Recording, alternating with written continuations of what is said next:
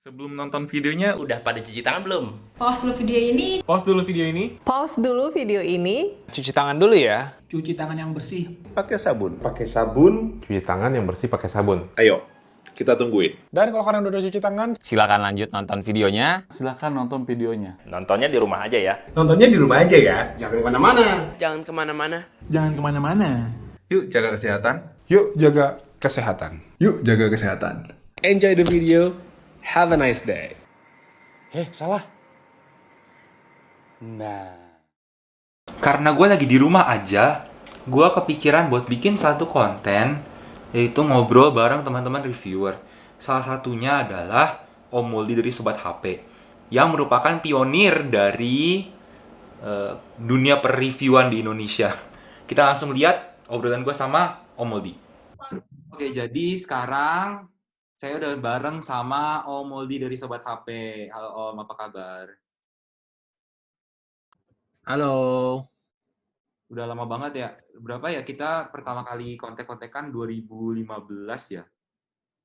2015 ya? Ya udah Emang 2015 ya? Berarti udah lama banget. Udah 5 tahun ya? 5 tahun dan baru sekarang bisa ada kesempatan buat ngobrol bareng. Sebenarnya kesempatan banyak sih. Iya. Terus kayaknya Cuman belum kepikiran aja. Gara-gara ini aja jadi Zoom kan? Om, kan biasanya nih Baik. reviewer nih work from home nih. Nah, Iya. apa bedanya sama yang sekarang? Kalau misalnya biasanya kan nggak usah ada kondisi sekarang pun udah work from home. Nah, bedanya sekarang dengan work from home yang sekarang statusnya itu perbedaan jadi reviewer tuh gimana? Bedanya itu susah sekarang untuk ngetes kamera. Biasanya kan bisa muter-muter cari sampel ya. Kamera, video, biasanya kita juga sengaja jajan di restoran buat ngasih lihat foto makanan yang bagus. Yang sekarang mah jadi agak susah buat ambil foto. Banyaknya justru malah ya foto-foto di dalam ini aja, di dalam rumah, di studio gitu. Karena kalau keluar juga jadi sekarang tuh nyari sampel kamera taruhannya nyawa gitu. Jadi takut.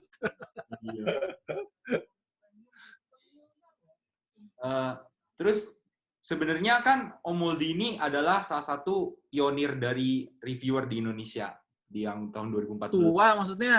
Ya enggak gitu maksudnya, tapi kan dia setidaknya Om Moldi memulai duluan daripada yang lain. Iya. Nah, itu awalnya kenapa bisa kepikiran? Karena waktu itu kan karena sebenarnya jujur saya juga nih lihat reviewnya Om Moldi sebelum jadi reviewer, jadi kayak terinspirasi lah. Nah, awalnya kan waktu 2014, sebelum 2014 itu kan dikit gitu yang bikin review, dikit yang nonton, itu kok bisa kepikiran jadi reviewer? Iya. Ya sebenarnya ya tentu dari saya pada saat itu lagi kuliah ya, jadi masih sendiri, belum banyak tanggungan, belum pikiran apa, dan apalagi pada saat itu statusnya itu adalah mahasiswa yang harus nyelesain skripsi. Bosen lihat skripsi, senangnya nonton YouTube, PewDiePie lah, sama channel-channel tech. Nah, ya udah, pas itu iseng-iseng aja bikin. Soalnya waktu itu pas lagi keluar satu smartphone dari Smartfriend, harganya 800.000, smartphone Android gitu kan, jadi penasaran, kayaknya bisa nih jadi coba-coba aja gitu. Karena kan nggak ada yang cover kalau misalnya HP-HP terkenal kan pasti ada yang cover kan dari Phone Arena pada saat itu. Ataupun ya Fondok, tapi kalau saya ya udah bikin aja video smart friend.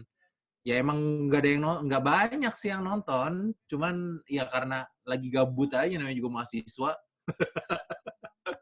Waktu itu berarti habis beli langsung dijual lagi ya Om? Kalau nggak modelan? Habis beli langsung jual, dan saya itu kan mahasiswa, dapat uangnya kan bulanan.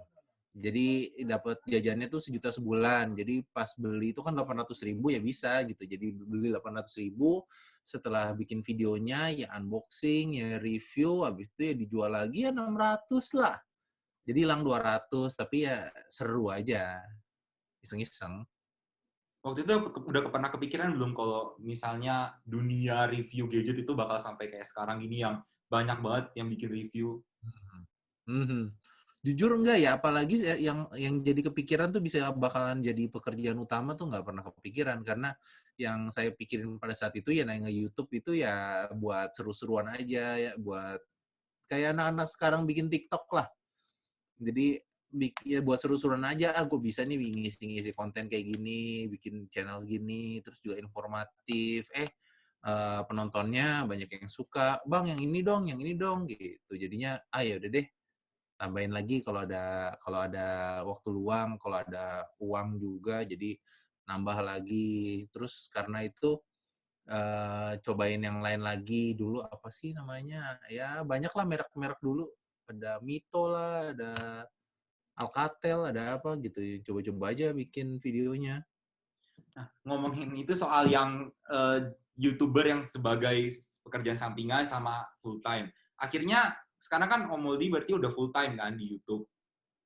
Nah, itu yang bikin yakin gitu bahwa bisa gitu jadi YouTuber full time. Sementara kan kayak masih banyak pekerjaan yang lain yang mungkin ya bisa dilakukan gitu selain jadi YouTuber waktu itu.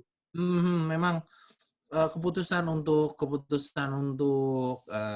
jadi YouTube itu berat ya sebenarnya ya, banyak pertimbangan karena di sini tuh nggak ada jenjang karirnya. Ketika saya mencoba untuk jadi YouTuber, tentu ya yang dari awal saya kuliahnya apa, terus juga urutan jenjang karirnya tuh jadi terputus aja gitu, karena saya langsung nggak wirausaha gitu. Tapi yang waktu itu yang bikin yakin sih sebenarnya sebuah keteledoran sih, karena saya pada saat waktu itu bulan Desember 2014 saya ngelihat AdSense saya itu sama kayak gaji saya di tempat kerjaan saya, di mana gaji saya waktu itu ya nggak gede-gede juga gitu, UMR lebih dikit 3,5 juta, tapi AdSense-nya waktu itu sama pas Desember. Jadi ya udahlah, keluar kerja. Saya keluar kerja, terus saya coba, karena kan saya mikirnya gini, suatu hal yang saya kerjain seminggu sekali itu menghasilkan hal yang sama daripada yang saya kerjain ya seminggu tuh ya 5 hari gitu. Jadinya saya mikir kalau gitu ya mending gua ini dong gitu, kerja jadi tukang review dong, berarti dapatnya pasti jadi lebih banyak. Jeger pas Januari ambruk banget. Ambruk banget waktu itu, AdSense-nya cuma 1 jutaan, di mana ternyata saya baru pelajari bahwa ya namanya AdSense itu ya musiman gitu. Desember besar karena banyak yang spending iklan. Jadi Desember gede. Jadi di Indonesia tuh spending iklannya ada 2, ada pas Desember akhir tahun sama pas Idul Fitri. Idul Fitri gitu. Kalau Natal kan sama kayak akhir tahun, jadi sekalian gitu. Jadi di situ mereka spending iklannya. Jadi iklan di video saya banyak. Tapi ya selanjutnya ya jeblok, dan kesininya mah survival mode sampai akhirnya alhamdulillah sekarang udah mencukupi sih, bahkan udah bisa sama Irwan, terus udah nambah 1 orang lagi. Nah, kan orang kan sekarang kan lihatnya kayak gimana ya, jadi seorang YouTuber kayaknya tuh menggiurkan gitu, kayak semua orang tuh sebenarnya nggak segampang itu gitu, tapi kan banyak yang mikir jadi YouTuber tuh enak karena tinggal tiap hari bikin video dapat AdSense, tiap hari bikin video dapat AdSense, terus ditanya cita-citanya apa? Cita-citanya YouTuber. Padahal sebenarnya kan nggak segampang itu. Bahkan sebelum kita bisa memutuskan untuk jadi YouTuber yang full time, itu kan pasti harus nyoba dulu part time, karena ya kita harus tes pasar lah segala macam. Nah, ada ini nggak? Ada yang mau di-share sama Om Moldi buat teman-teman yang mikir kayak gitu? Ya, saya sih sebenarnya dari awal kalau misalnya saya bikin kayak ya seminar atau apapun itu, saya selalu nekenin kalau it's not easy as you think gitu.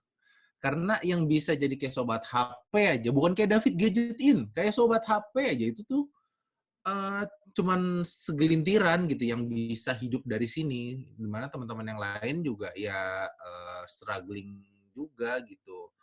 Mungkin karena masalahnya adalah gini, ini tuh kita ketemu sama suatu hal yang kita nggak tahu apakah viewers itu suka sama kita apa enggak gitu, thumbnail kita cukup meyakinkan apa enggak. Bahkan ada yang dulu sebenarnya teman-teman bisa lihat sih, dulu YouTuber yang mungkin terkenal sekarang udah nggak ada lagi gitu. Itu juga karena bertahan di sini ya nggak gampang juga gitu. Jadinya kalau misal dibilang enak ya kita ngelakuin hal yang kita suka itu satu. Tapi di saat yang bersamaan kita juga bisa hidup dari situ, itu enak banget. Tapi yang yang nggak kegambar di video yang teman-teman atau semua orang lihat itu adalah gimana usaha di belakangnya, gimana pengambilan keputusan. Kayak contohnya Sobat HP sudah nyewa ruangan, sekarang nyewa nyewa apartemen buat jadi studio. Itu tuh bayar mahal banget. Dan ada saat dimana kita kayaknya bego nih kita nih, kok ngepas begini keluarnya gitu. Ada nggak ada gitunya gitu. Tapi alhamdulillah sih sampai sejauh ini ya lolos terus dari lubang jarum, kita tetap bisa dapat penghasilan yang cukup buat keluarga. Di saat bersamaan ya kita bisa improve video, coba-coba barang-barang yang menarik gitu. Jadinya ya agak challenging, di mana hidup ya pasti kayak begitu sih. Di mana kita pasti bakal ngerasain tantangan di setiap keputusan yang diambil sih. Nah, saya tuh lihatnya kayak orang tuh ada yang mikirnya kadang-kadang kayak gini.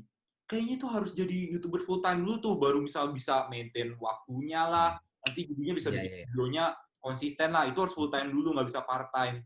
Itu berarti sebenarnya nggak juga kan? Bisa dilakuin di sela-sela kesibukan. Betul.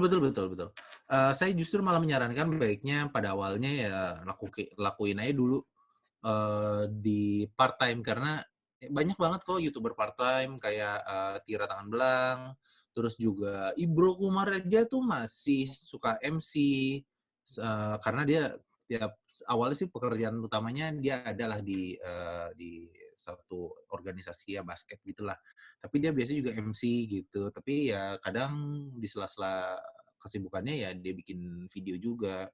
Di mana ya gimana ya banyak karena gini, karena ketika berusaha untuk jadi full time dulu, di sini tuh banyak yang kehilangan arah kalau saya bilang.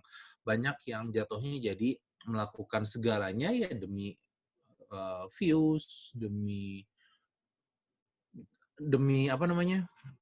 Kayak tahulah bikin konten prank yang kelewat batas gitu. Semua kan karena desakan harus, waduh kita harus naikin subscribers nih, kita harus naikin viewers nih, biar AdSense-nya nutup. Semua tuh karena desakan itu. Jadi ada yang ngelakuin hal-hal yang kadang ya kelewatan gitu. Dimana saya sih selalu ketika saya bikin video, selalu ngingetin juga sama orang-orang yang mau bikin YouTube, untuk selalu mikirin lu tuh mau diingat sebagai apa. Karena apa yang udah diupload di internet stays on the internet. Jadi harus bijak-bijak dalam bikin konten. Bisa kan konten kita juga bikin hal yang baik, tapi di saat yang bersamaan juga bisa ngasih hal yang buruk juga. Ya itu sebenarnya masuk lagi ke dalam kita mau ngejar cuma viral doang atau mau ngasih tahu channel kita ini apa sih value-value di channel kita gitu kan. Karena kan banyak juga yang ngorbanin value dari channel supaya bisa dapetin viewers yang banyak, bisa viral. Iya, memang semua serba dilematis sih. Kadang kita ketika lagi bikin video YouTube juga mati. Halo. Mati dia. Ya. Kadang ketika kita bikin video YouTube juga kita mikir thumbnail apa yang pas, jangan sampai kelewat batas, judul apa yang nggak misleading tapi tetap clickbait, kayak gitu-gitu. Memang semua serba dilematis. Bisa kalau misalnya ngomongin tujuannya angka subscribers, ya bisa kita ngelakuin ya spending banyak, bisa giveaway, bisa apa gitu.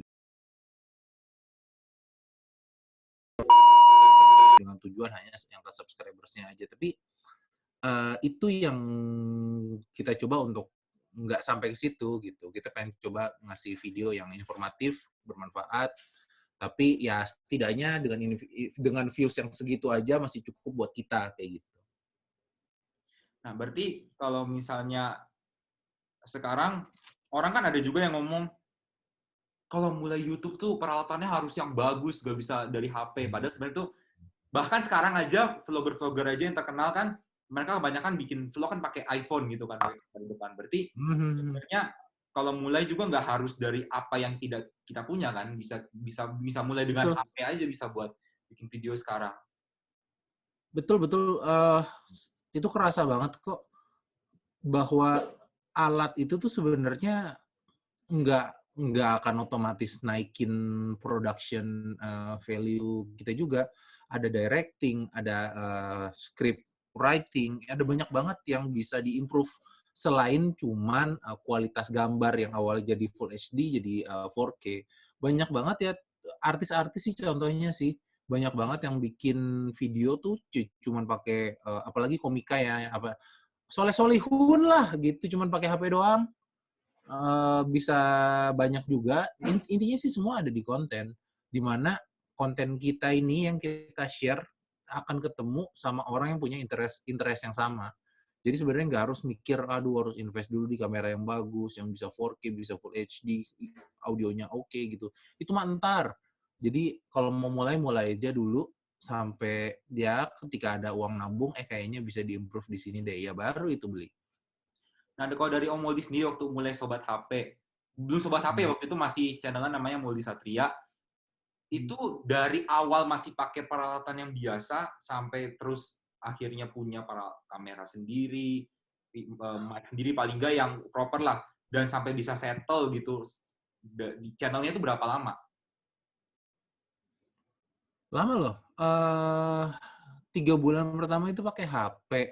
Bahkan tanpa editing karena saya nggak bisa ngedit. Selanjutnya itu saya baru 1 tahun, hampir setahun pada akhirnya saya bisa beli kamera MFT ya, mirrorless. Itu tuh Lumix GF6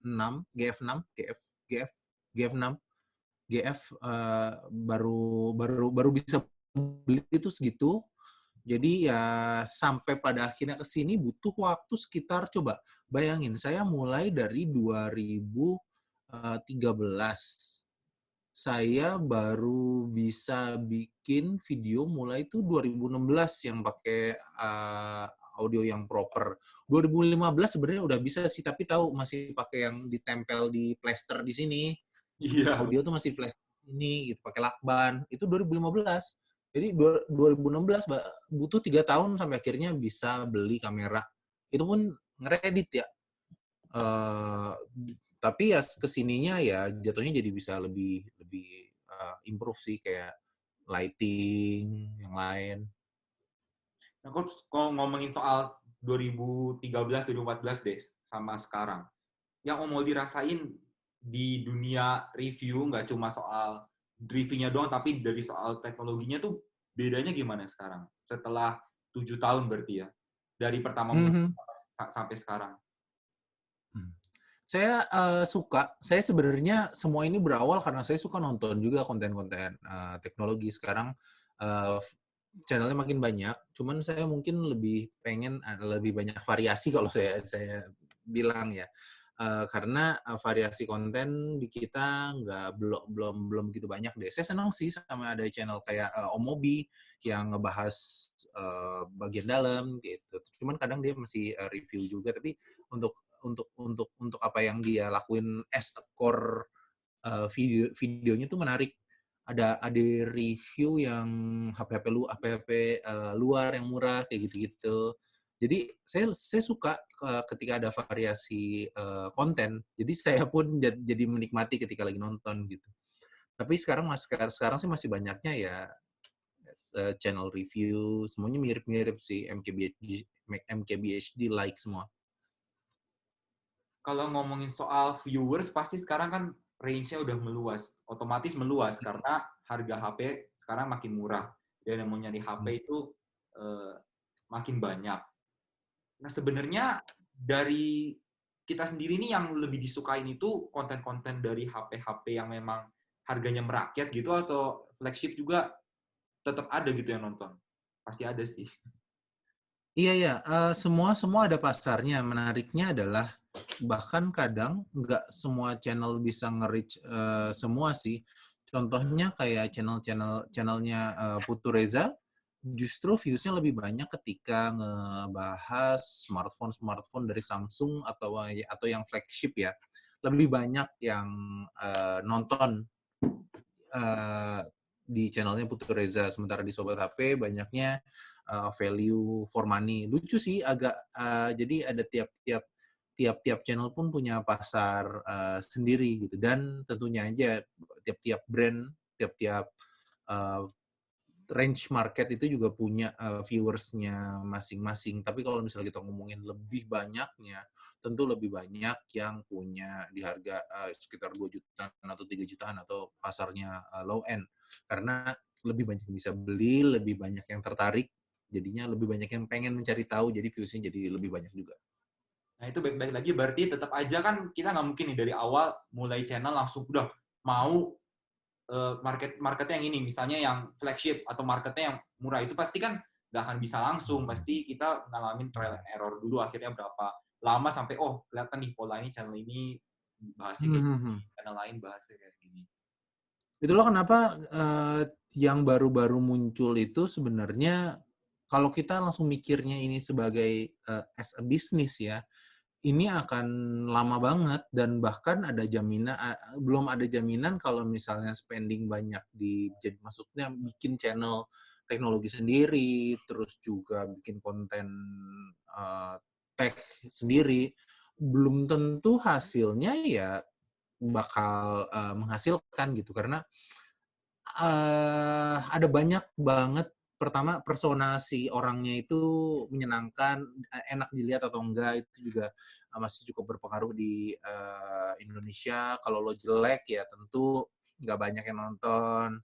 Kalau cakep, manis ya banyak, dan ada banyak faktor juga gitu. Dan dimana jadinya kalau mikirnya nih, kalau ya udah mikirnya, aduh, gue mau awal ini terus views-nya mau banyak gimana nih gitu, terus harus spending dulu orang. Jadi mikirnya tuh ini belum tentu, kalau langsung masuk flagship belum tentu ada yang nonton. Ya bener memang. Tapi makanya banyaknya itu kalau misalnya pengen start sini, usahain suka aja. Jadi bikin video tuh karena ya lo memang suka. Karena jadi nggak mikir wah kalau berterus-terusan di sini gue akan bertahan nih. Ya tentu aja, karena secara hitung-hitungan bisnis agak nggak masuk kalau misalnya baru mulai sekarang, kecuali memang punya modal gede, terus juga sering collab, terus channel isi konten yang menarik, itu yang paling penting ya, baru orang bakal nonton. Tapi ya ini bukan soal, sebenarnya di YouTube nggak hanya soal produknya apa sih, apakah produknya bagus apa enggak gitu, enggak. Tapi lebih ke ada produk bagus, lo bisa nyampeinnya dengan bagus nggak? Jadi intinya kontennya dulu yang pertama. Kontennya dulu bakal menarik nggak? Menariknya adalah video kita soal itu 200.000, HP 200.000, banyak yang nonton. Video Mito apa tuh, Mito retro gitu. Jadi nggak harus mahal dulu, nggak harus murah dulu, tapi bukan itu, tapi gimana cara kita nyampein present ke orang gitu. Kalau misalnya orang ngelihatnya suka, ya tentu dia akan subscribe, besoknya dia akan nonton lagi. Tapi kalau dari awal juga first impression-nya, karena produknya aja, ya orang tertarik sama produknya banyak, ya pertama kali views, orang pengen penasaran sama produknya, tapi nggak nyantol sama persona dari si YouTubernya, ya besoknya ya dia nggak akan nonton. Ya semua juga ada andil di titling, bikin judul, cara bikin thumbnail, di mana kita ya nggak nyantumin ini adalah Mito retro. Jadi kita nggak nunjukin kalau itu sebagai judulnya langsung gitu. Bisa ya kita harus bikin judul yang yang bikin orang tuh penasaran pada akhirnya jadi ngeklik ketika ada tampil di rekomendasi di YouTube, mereka mau ngeklik gitu. Jadi kadang memang nggak harus ada pakemnya kalau ini adalah review Samsung Galaxy S10 Plus apa gitu, langsung produknya gitu. Tapi kadang karena kalau kayak begitu ya orang-orang yang nyantol itu ya orang-orang yang penasaran, oh S10 Plus kayak apa sih? Tapi kalau misalnya judulnya kayak, wah ini keren banget, orang penasaran ini apaan sih? Gitu. Iya Ya sih. ada banyak trik-triknya sih, tapi itu pun nggak ada yang tahu. Jadi kita hanya terus coba aja. As a YouTuber ya lo coba aja. Kalau nyantol, oh berarti gini bisa, berarti lanjut lakuin lagi. Atau terus trennya berubah, oh berarti harus ngelakuin hal yang lain. Intinya sih sebenarnya tiap YouTuber tuh pasti punya style sendiri. Jadi harus nyocokin style marketnya mereka tuh yang kayak gimana sih, viewer tuh yang maunya kayak gimana sih. Kira-kira menurut Om Moldy, rumornya iPhone 9 ini yang bakal keluar katanya di sekitaran bulan Maret harusnya, dan iPhone terbaru yang akan keluar juga di September itu akan ditunda nanti kira-kira, atau tetap mereka launching dengan sistem online atau bahkan cuma press release doang kayak iPad kemarin. Semuanya sebenarnya ini karena produksinya terpusat di Cina, ya semua tergantung sama apa yang terjadi di sana sih. Kalau saya lihat kemarin ada beberapa produk yang terlambat muncul karena ya di China kena si coronavirus ini, jadi agak terlambat gitu. Tapi sekarang sih katanya udah mulai terbuka, jadi produksi bisa mulai jalan. Feeling saya sih mungkin akan terlambat di bentar, berisik. Woi, ngapain woi?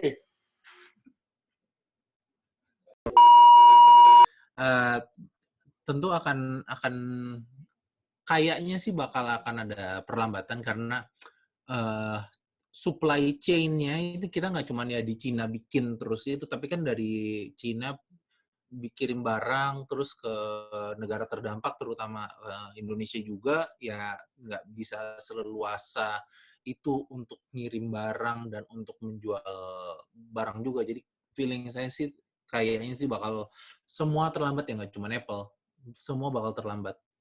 Oppo X2 Pro aja udah terlambat. Kalau misalnya yang baru saya kepikir adalah YouTuber smartphone atau teknologi itu biasanya mengandalkan barang gitu. Ya sekarang misalnya lagi nggak ada lagi yang meluncurkan smartphone baru atau lagi lambat dan mereka bingung gitu buat bikin konten karena kan kayak pengennya konsisten nih tapi nggak ada barangnya. Nah menurut Om Moldy sendiri gimana di tengah-tengah masa ini? Ya sekali lagi kita ini bisa dibilang kita tuh bisnis ya, you have to evolve. Konten pun juga harus berubah. Bikin konten yang bukan produk berarti bisa jadi konten edukasi. Pokoknya orang itu bisa nonton tanpa kayak tanpa niat untuk ngebeli gitu. Dan bahasannya juga harus menarik. Contohnya di masa kayak begini, apa yang harus dilakukan sama smartphone kita? Karena kita kan pegang banyak hal. Kita cuma cuci tangan, tapi smartphone-nya nggak dicuci. Contohnya bikin konten kayak begitu. Apa yang harus dilakukan terhadap smartphone atau terhadap gadget di masa kayak sekarang. Atau gimana caranya menggunakan gadget untuk tetap informatif, tetap mendapatkan informasi terbaru tentang kondisi kayak sekarang, terus gimana kayak mau beli sayur di mana, mau beli makanan di mana, kayak gitu-gitu. Jadi konten pun harus berubah konten itu. Nah itu termasuk juga dengan campaign yang Om Moldy sekarang ya, yang sebelum nonton cuci tangan dulu. Oh iya. Ya itu sebenarnya sih bukan kita pengen dapetin views dari itu, cuman kayak lebih ke kita bantu sebisa yang bisa kita bantu aja gitu, karena viewers kita kan ya nggak banyak sih, tapi kalau diakumulasi dari beberapa tag channel ya lumayan lah. Jadinya ya kita bisa bantu apa yang kita bisa bantu aja. Kita ingetin orang-orang cuma buat cuci tangan aja. Cuci tangan, diem di rumah aja. Inti pesannya cuma itu doang. Cuci tangan sama diem di rumah aja. Kita bukan pemerintah yang awas jangan keluar-keluar lu ya gitu. Kita nggak bisa kayak begitu gitu. Kita cuma ngingetin di setiap video yang kita tonton kan mereka pasti banyak nonton video, tapi ya nggak ada video yang ngingetin ya pas video kita ya diingetin, oh iya ya harus cuci tangan ya, semau baiknya sih kayak gitu. Pengennya sih, niatnya sih kayak gitu. Ya baru itu sih yang baru kita bisa bantu. Kita lagi mikir gimana lagi apa yang bisa kita bantu di masa-masa kayak sekarang. Yang pertanyaan terakhir deh Om. Apa yang membuat Om Moldi dari tahun 2013 bisa bertahan sampai sekarang? Bikin di channel YouTube? Apa yang buat bisa bertahan? Apa ya? Saya pun nggak tahu ya. Mungkin kalau saya bilang kita sih di Sobat HP sudah ngasih batasan dari awal apa yang bisa kita bikin, apa yang nggak bisa kita bikin, itu kita bahas di awal berdua sama Om Ir, dan kita punya strict policy kalau misalnya kita hanya bikin video kalau misalnya kitanya happy. Jadinya video-video itu bukan terbuat atau bukan jadi karena wah ini kerjaan nih gitu, kita harus fokus kita harus nyelesain gitu. Kita ngerasa kalau misalnya kitanya nggak happy udah stop aja gitu, karena lebihnya di video kita ya, atau di kerjaan kita ini, apalagi terutama kita yang muncul di depan kamera, mood itu tuh kebawa gitu. Ketika lagi nggak happy bikin video ya tentu moodnya suram. Dan mungkin bercanda-bercandanya jadi nggak keluar. Tapi kalau misalnya kita mikirnya kita happy ya banyak hal-hal kreatif baru muncul, banyak ide-ide baru yang bisa keluar, dan kita karena ada batasan tadi yang saya bilang, kita menerapin batasan apa yang bisa kita bikin, apa yang enggak, jadinya kita nggak bikin video itu hanya untuk misalnya sponsor nyuruh kita ngomong apa, atau brand ini tolong ya ini dibagus-bagusin atau apa, ini kita nggak terima itu gitu. Jadinya itu yang kita jaga banget sih. Kalau misalnya nggak mau ya alhamdulillahnya sih posisinya Sobat HP ada di posisi di mana ya kita bisa nolak. Kalau misalnya ada yang nawarin kayak begitu ya kita nggak ikutan aja deh Mbak, maaf. Jadi ya kita masih bisa hidup dengan ngerjain yang lain sih. Alhamdulillah sih gitu. Itu aja buat sesi hari ini. Terima kasih banget Om Moldi udah mau gabung. Sama-sama.